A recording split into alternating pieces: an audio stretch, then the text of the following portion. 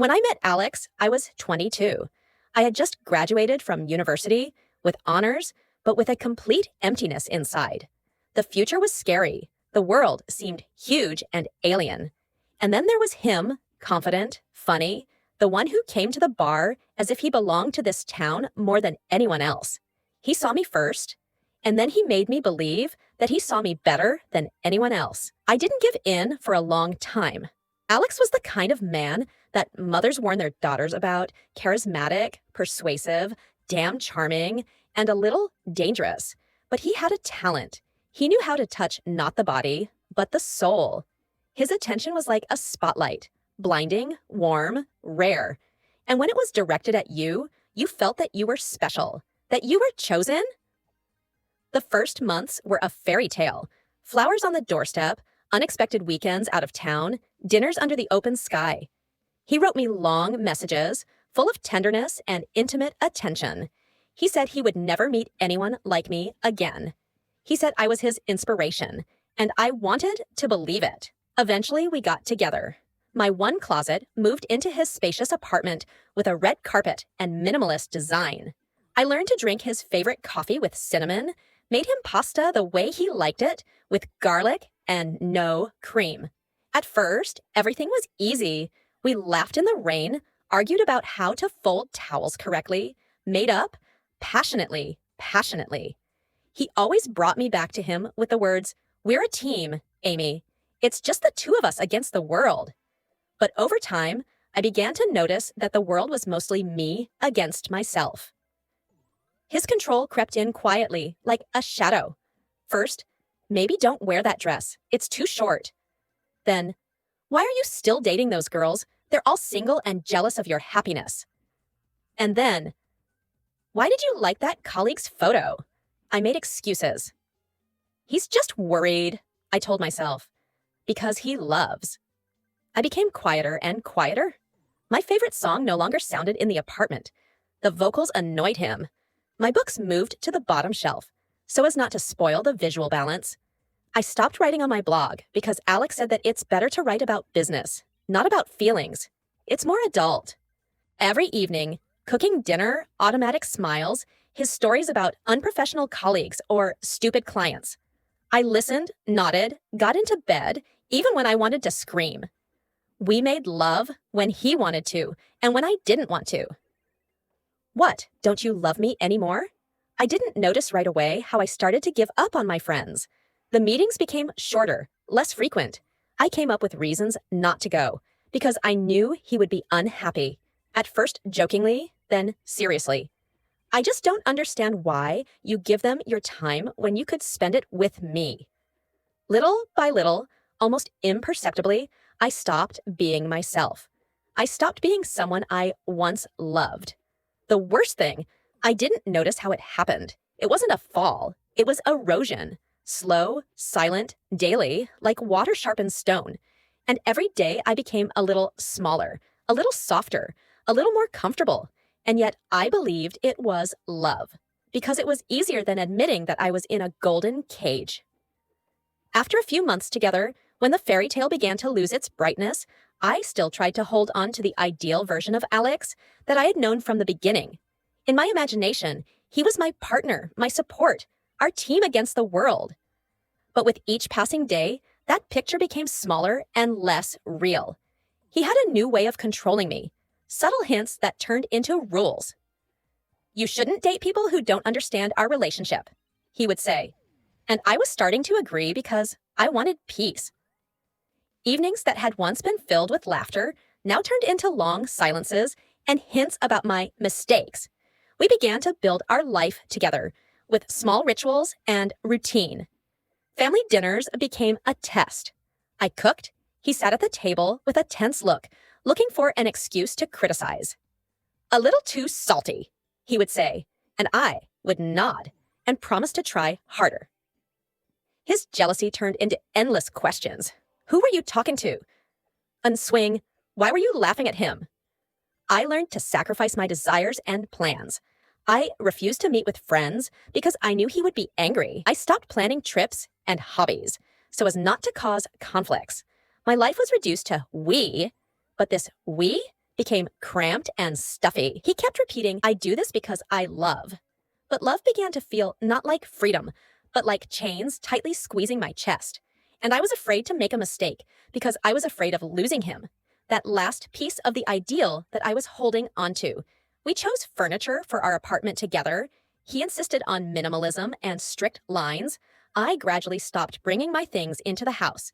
My favorite painting remained in a box because it didn't fit the style.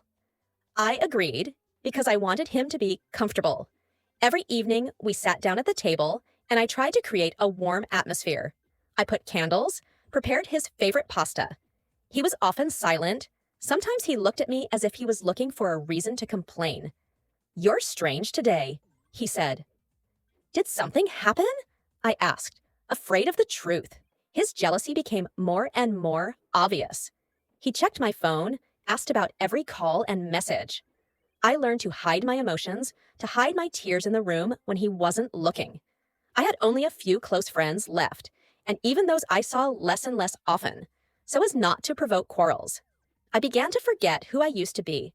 My dreams disappeared behind the routine concern for his mood and desires. Once, when I asked for some space to go to yoga or meet a friend, he got angry. "Why do you need this? Are you forgetting that we are a team? We are together, and that's all that matters." I closed my needs again because I loved him and believed that it would be better this way. And yet, in each of our we, I felt myself losing myself, like a small shadow gradually disappearing in the twilight. I became quieter and less noticeable. But I kept quiet because love is patience, right? But everything was great until the situation that changed everything. It happened on Saturday morning. Alex went to take a shower, leaving his phone on the kitchen table. I never checked his things. It never even occurred to me. But this time, the screen lit up, and my eyes fell on a name I didn't know. Katya. Then another message that just killed the silence. "Last night was incredible. Is your back still sore from being on the couch?" I felt everything inside tighten. My throat was a lump. My palms were sweaty. This wasn't just flirting. This was cheating. Obvious, physical, tough. I didn't have time to decide what to do when he came out of the bathroom, drying his hair with a towel. "Amy, why are you so pale?" he asked. And for a moment, his gaze slid to the phone. He understood. I was silent. I just picked up the phone and showed it to him. Tears in his eyes, emptiness in his chest. "What is it, Alex?" He froze. His smile disappeared instantly. He hesitated. "Nothing. Just nonsense. Not serious. You know, she's just who?" My voice trembled, but I held on. "It's not easy. Did you sleep with her?" The pause was longer than any sorry. "Yes," he finally answered. "But I only love you. It was a mistake, an emotional breakdown. I didn't mean to ruin anything." "Ruin anything?" I barely restrained myself. "You've already ruined everything, Alex." He came over, holding out his hand, but I stepped back. "You said we were a team, remember? It was just the two of us against the world, and now I realize that all this time I wasn't fighting the world. It was fighting you." He said something else. He seemed to be making excuses. His voice was even, confident, as if I had overdone it, as if his betrayal was just an emotional accident that could be forgotten like a scratch on a car. I didn't listen anymore. I silently went into the bedroom. I opened the closet. I pulled the suitcase out from under the bed. It was still there, empty, just like me. My hands were shaking as I packed my things. I didn't know what to take. I just grabbed everything. A few sweaters, my favorite floral dress, my diary, my old sweatshirt from university. Even the toothbrush fell to the floor. I picked it up, as if in a trance, and put it in the pocket of my bag. He was standing in the doorway. "Are you really leaving? Is it that easy?" His voice was no longer calm. There was something between despair and resentment. "It's not easy, Alex. Very difficult. But I'm leaving." I didn't look him in the eye. If I had looked, I might have broken. "Do you really believe that something better is waiting for you somewhere out there?" he said angrily. I stopped, turned to him, and for the first time in a long time, answered clearly, "No, I don't know what's waiting, but I know that here, I don't live anymore. I'm surviving." I put on my sneakers, threw my suitcase on the wheels. I put the keys to the apartment on the bedside table in the hallway. They clicked so loudly as if they had fallen on metal, not wood. He watched me without moving. I opened the door, and on the threshold, for the first time in a long time, I felt the air, real, fresh, mine, and I went out. Without looking back, I went down the stairs because I didn't want to wait for the elevator. Every step was like an exhalation, like a breaking of the invisible threads that had sewn me to this place. It was damp outside. A light rain settled on my hair, but I didn't care. I stood by the road with my suitcase, without a clear plan, without a route. Only the address in the message from Lisa. "Come, I'm home." I called a taxi. I sat in the back seat with my phone in my hands, watching the city float by outside the window. It was the same area where Alex and I had once walked in the first autumn, where we bought coffee in the same shop. But now it all seemed foreign, as if I had finally escaped from someone else's movie and was writing my own script again. When I arrived at Lisa's, she was already waiting, in pajamas, with disheveled hair, and a cup of hot cocoa. "Are you hungry?" she asked, not looking directly at me, but as if between the lines. "I don't know," I answered, and I burst into tears. She simply hugged me, like she had once in the student dormitory, when the two of us were experiencing our first broken hearts. Only now, everything was deeper, more real. I stayed with her, for now, without a plan, without answers, but with the feeling I was already in a different place. And this place, not an apartment with a red carpet, not a man who was breaking me. This was a house that I would build myself. For the first few weeks I lived with Lisa, I didn't want to rush anywhere. I was just breathing. For the first time in years, freely. We baked a pie at 2 a.m, watched old movies. I cried. She was silent. Then we laughed together.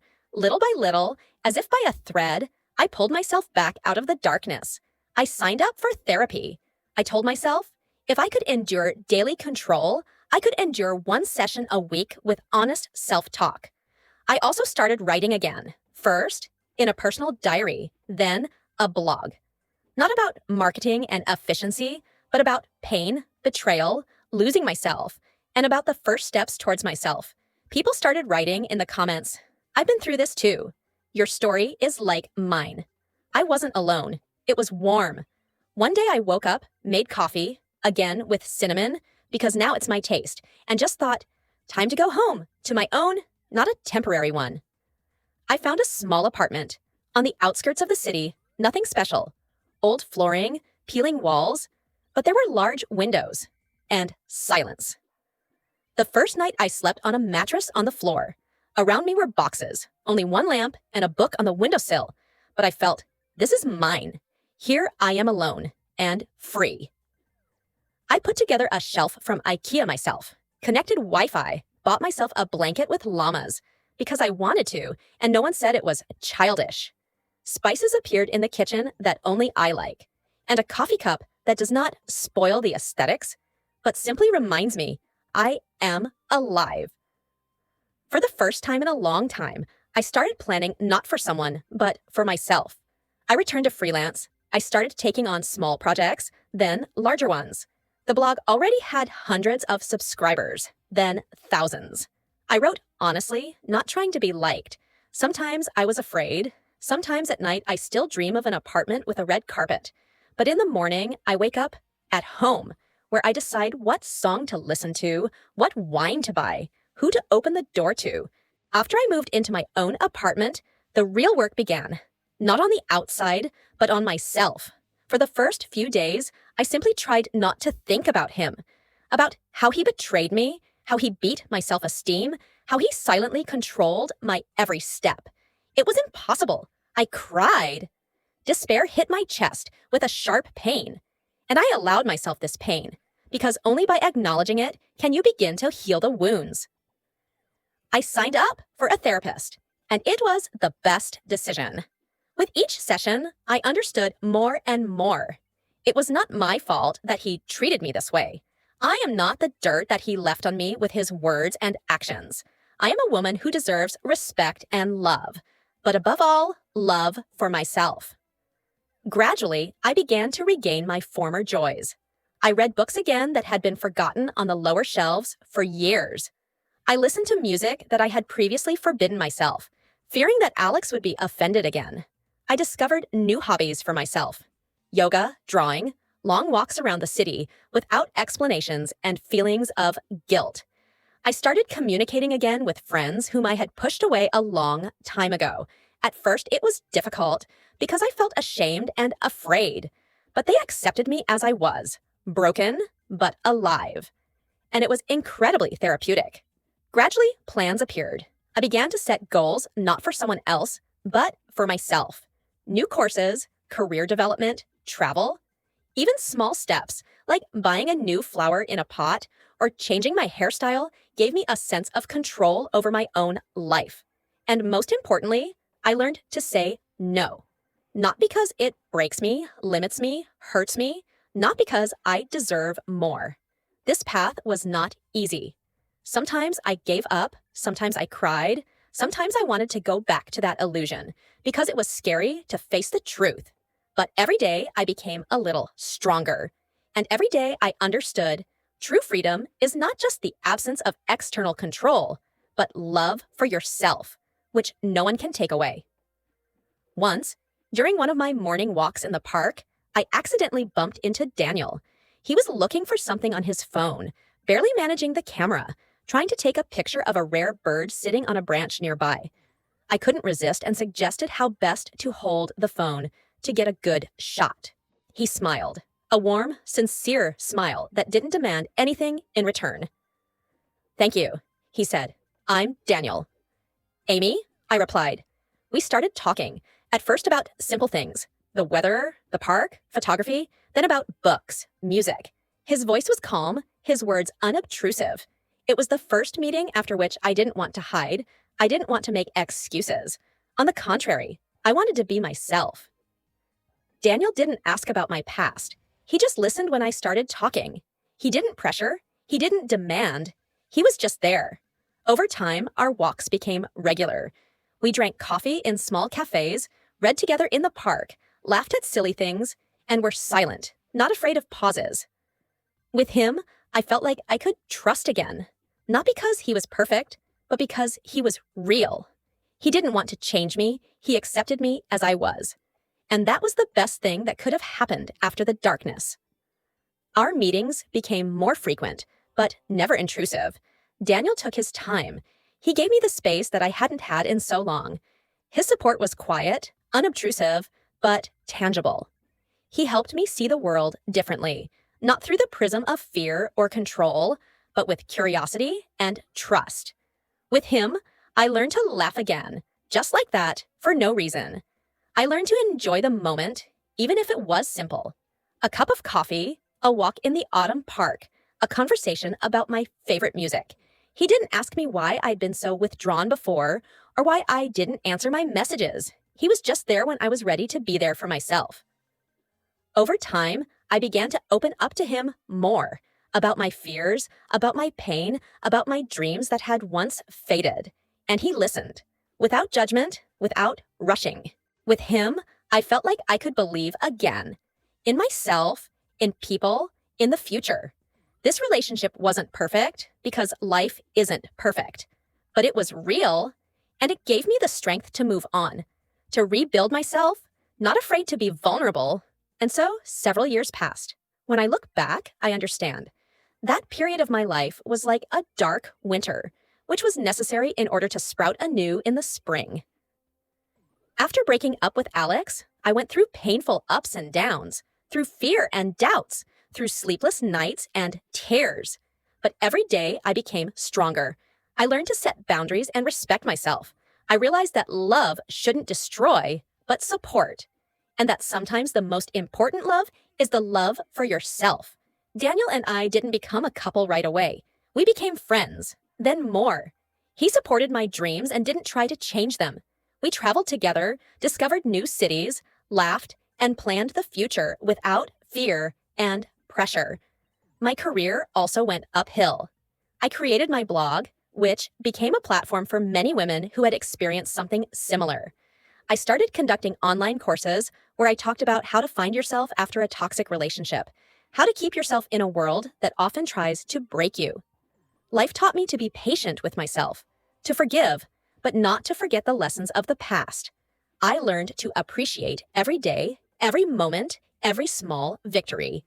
And although sometimes the shadows of the past still look through the window, now I am not afraid of them. Because I know that I have the strength to live my life, the strength to love and be loved, the strength to be myself. This is not a perfect story, but it is mine. And I am proud of it.